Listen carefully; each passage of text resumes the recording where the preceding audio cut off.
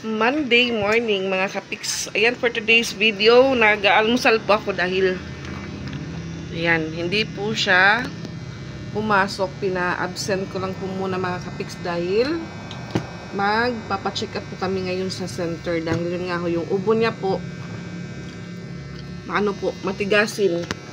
So sabi ko sa kanya, absent ka muna ngayon para mapacheck up kita kasi hindi ka na-check up dahil hindi ka nag-absent. Dahil sa sana kami kaso na nakaramdam pa ako ng gutom. Sa isip ko, kain muna ako kasi baka matagalan po kami doon.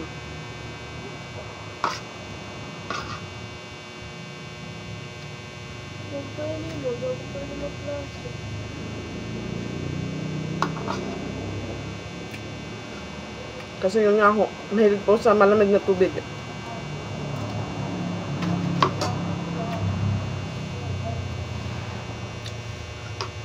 Pag marami po yung tubig sa ref, walang humpay kakainom. Kaya ayan, hindi mawala-wala yung ubo. Ubo at sipon mga kapiks. So si Patpat nandun na po, pumasok na. Uuwi po yun mamayang tanghali kasi dito naman kami. So try ko din po makapunta dun kina mama.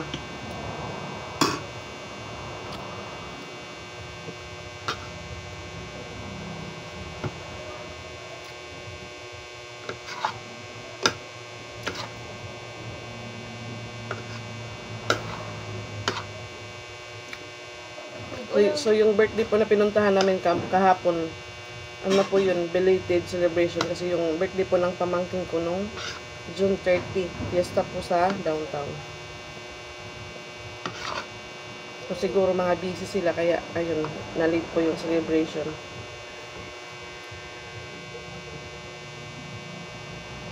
Maging pamangkin ko po yun kasi yung papa niya po is first cousin.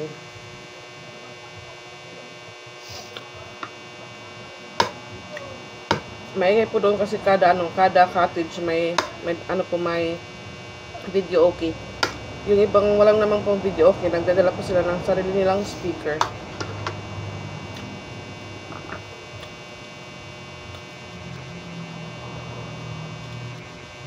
At umulan po ng malakas kahapon. Buti lang po malaking cottage yung kinuha nila kuya. Bukas lang po yung mga bisita nila doon. So, pamilya ng asawa ni kuya. Side naman po ni kuya.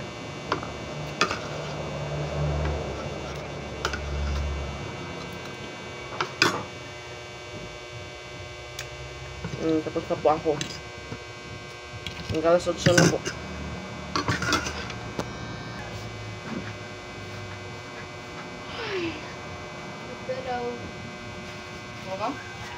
Pero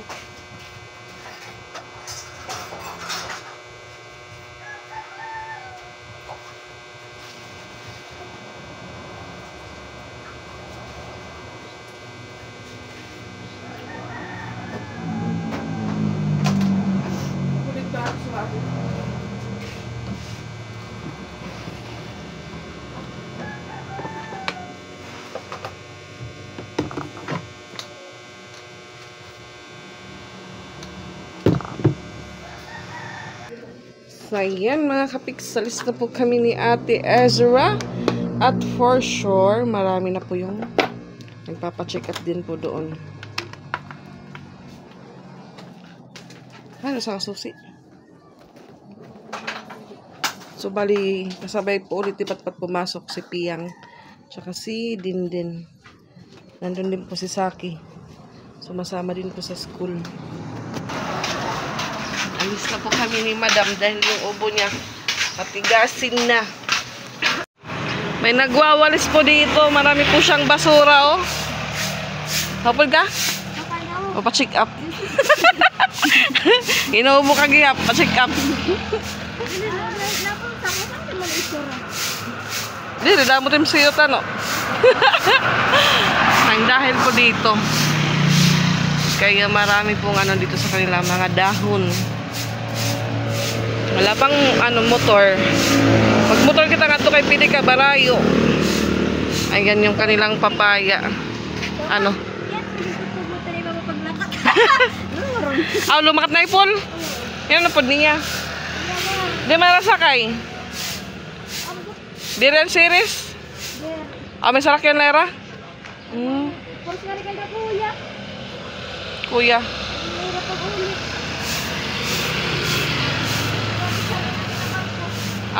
Okay. Uy, ano ito yung kapaya? Damo na tinog. Marami na pong hinog yung papaya dito. Pero yung may-ari po niyan is yung mataas na bahay. Yung neighborhood nila Rose Ann. Umalis na pala yung papa ni Piang sa papuntang Cebu. Kasama daw yung amo niya. Parang nga rin na Charlie. Nagrit ngayon ayam. Damo matubungan.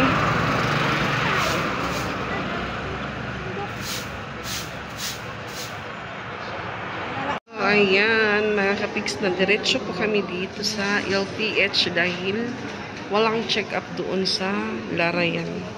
Sa may San Jose, mga kapiks, at sobrang dami ng pasyente. So, waiting lang po kami. Tawagin doon para matimbang si Ate Ezra. So, iba na po yung proseso dito ngayon. Kailangan na po naka-QR code na.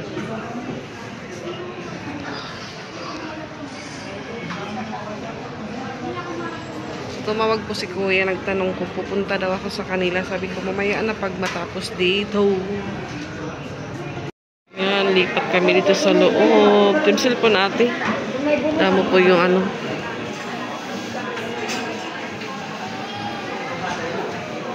Tambay muna dito sa labas, mga kapiks. Tapos na pong matimbang si Ate Ezra. So, yung timbang niya po ay 55. So, waiting na lang po siya doon sa doktor na.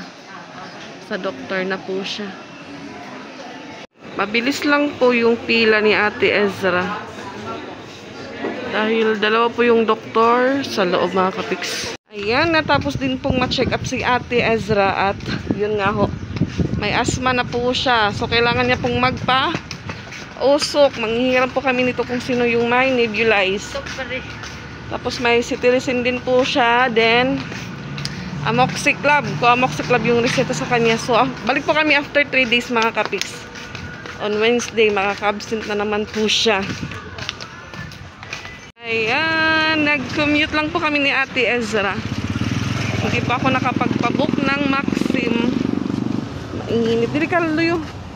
Guba naman ngayon pa yung ate. Guba naman ngayon pa yung... So, naghahanap po ako kung sino yung may nebulize para makapausok po kay Ate Ezra. Nung akala ko po sabi ng doktor, i-admit siya kasi yun nga ho, ina-asthma na daw siya. Kasi pag humihingi siya ng malalim, naririnig siguro sa ng doktor. Kaya ayun. Yung reseta niya po is hanggang 3 days lang. So, balik po kami ng Wednesday. Yan, sabi niya. Kaya daw minsan, nahirapan siyang huminga. Natimingan din pong may sipon. Mas dumoble pa, mga kapiks. Sakto na ito. Para medisina tayo. Yan. Wait naman po kami ng multicab para diretso sa Manloret. Nag-maxim ka rin. Wala nga ni Maxim. Wala ko makapag-book. Wala ko internet. Hindi pa ako nakapag-maxim dahil walang signal. Yan. May tricycle. Tricycle po yung sakyan namin dahil wala pong multicab pa na dumadaan. Alas 11 na po. Na po yung si Patat. Labas na po yung sa school. Yan, mga kapiks. Nakauwi na po kami ni Ate Izat. Ayan, katapos lang po namin kumain. So, si Patpat na lang po yung kumakain. Then, yun nga ho. Doon pa ako sa Rotonda bumili ng ulam namin ngayong tanghali. Sabay na din pa ako bumili ng gamot na iinumin ni Ate Ezra dahil yun nga ho, may reseta po siyang amoxicillin. Tapos, kailangan niya din mag-Nibiol. So, bumili na pa ako ng Nibiol kit. Ayan. 90 pesos. So, yung hahanapin ko lang po, mga kapiks, kung saan pa ako makakahiram ng nebulizer machine. So, mahirap naman po kung bibili naman po ako na parang ngayon lang po si Ate Ezra nagkaganito na yung ubo niya. Naging asthma na po mga kapiks. So, naano ko po, akala ko po yung, kasi may sipon po siya. So, akala ko po yung reseta sa kanya na cetirizine is yung mumurahin lang po. Kaso, yung isa pala, yung isa po ng cetirizine, ano po yung isa? 10 pesos. Iba po siyang cetirizine mga kapiks. Ha? 410 tanan. Yan, Monte Lucas Levocetirizine. Yung ano niya po, 10 milligram. Yung reseta sa kanya mga kapiks. For 7 days po to. May ano lang po, generic lang po yung nabili ko dahil yun lang po yung mamura-murang gamot. Cetirizine na generic. Tapos yung Coamoxiclab niya naman po is 25, yung isa 40 days po yung binili ko din.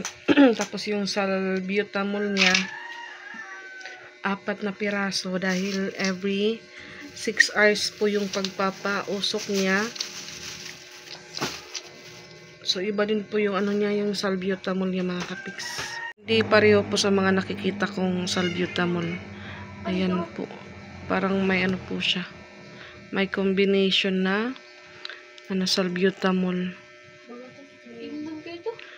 Papaasuhan nga niya imo ate. So ito po generics lang to mga kapiks kasi yung set po sa kanya na na Coamoxiclab Agustin siguro to yung ano niya brand. Ayan. So ito po yung ano niya reseta kanina. So binilang ko na lang po agad ng gamot para makainom si Ate Ezra. Kaya ngayon po naghahanap ako kung saan pa ako makakahiram ng nebulizer machine. Ayan. Usa ka adlaw, usa ra tinginom. Usa ka adlaw, 6 hours man pat. For example, yan na ate, magtikang, anong oras, maalauna na. So, kaptapos sa talaw na, magka-count kan, 1, 2, 3, 4, 5, 6, 7. So, ato ya 7, otro mapa, aso. Kauman ito, 7, 8, 9, 10, 11, 12, 1. Alauna, otro. Kung every 6 hours, once, 2 times a day. Kung 6 ka nagtikang, ato ka 12. Nagtanong pa ako doon kasi hindi pa ako nakatry dahil first time po na may magninibule po sa kanila. Sabi ko nga kung hindi po lumaki si Ate Ezra, hindi po siya nagkaka-asthma. So yung kay Ate Ezra, yung Coamoxiclab niya po is 625 mg. Medyo malaki din po yung kanyang Coamoxiclab.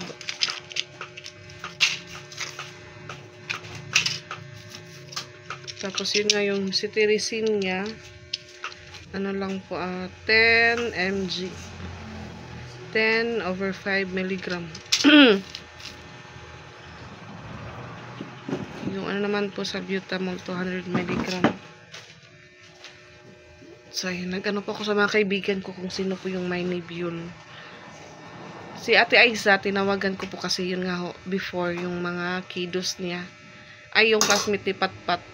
Nung medyo maliit pa po yun, palagi yun nagkaka-asthma. So, akala ko po may nebule si Ate. Yun pala wala, nangihiram lang din daw si Ate.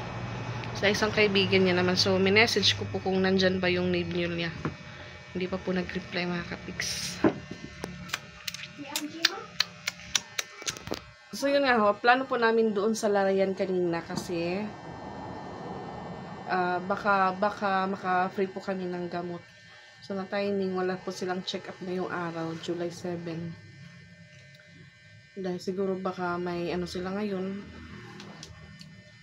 may activity kayo, wala mo ng check-up, siguro baka bukas. So, akala ko po sasabihin ng doktor kanina na ano na po siya, admit.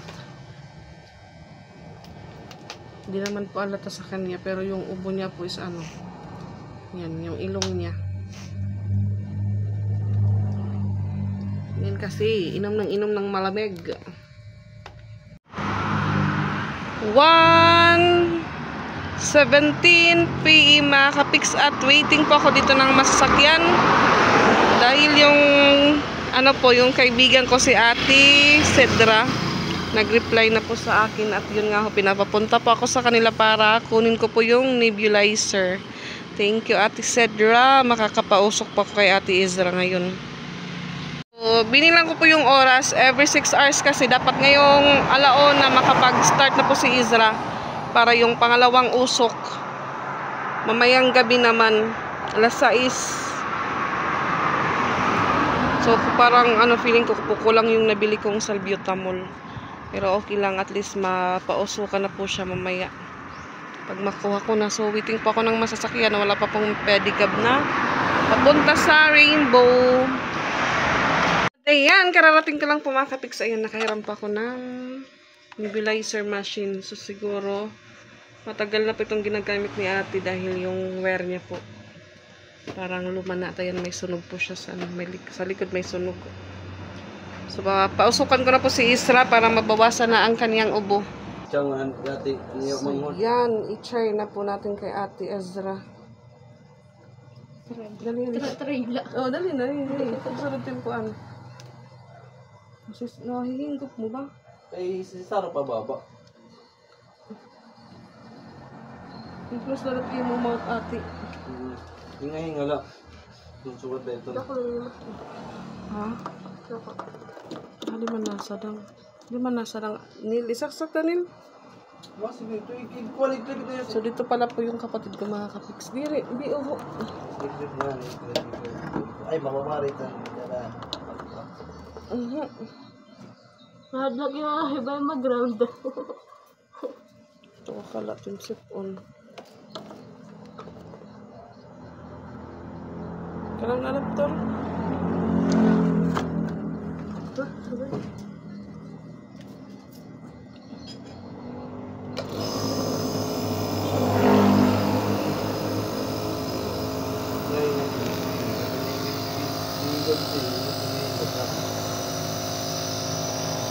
Ba't rosa mo? Kaya ito kayo para nangangasiguro ito ate. Nangangasiguro ito ate. Ganito tayo mo baba. Hindi ko plug na yun ito. Hindi ko pala talaga. Nga lagi nga open natin mo mouth. Ay, nasa ba dyan din ay mula tayo ito? Yun na. Uboy, gini ka uboy ya. Kapti. Ang gulayan ko eh? Ha? Hindi gulayan niya? Ihi, asma na nga niya ubo. Di rin na kay ubo lang ubo, asma na. Paano pakit ko yun? Paano review? Mahirap po pag hindi alam paano magpausok. First time niya pong gumamit ng nebulizer. Nebiol. Hindi daw masarap.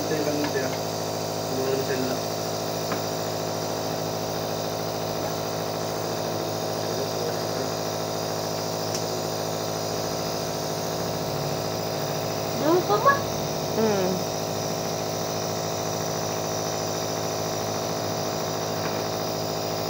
Yan. Kahit inuubo na mga kapiks, nagagawa pa niyang mag-joke. Na ano? Ikaw lang talaga at kay merong... Ano po ba yung tamang paggamit niyan? Ibubuka yung bibig or sa ilong lang po ipapadaan. Meron na. May da pa, ada pa.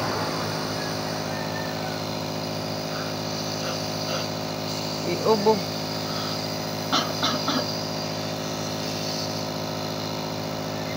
Sa mida pag kinapoy-kapoy ha. Pag kinapoy-kapoy, nagbibinaktas ako nasa ringi ace. Tiga mo nagdudungan pag-uuli, kaya nasa kay manhiya. Ano? Oh. Mabaktas ka, ito mo bag mabugat. Nakakapoy ka. Parayaw. Natawa ka la. Ba't balos na turo na? Ay, ganawa. Pariman.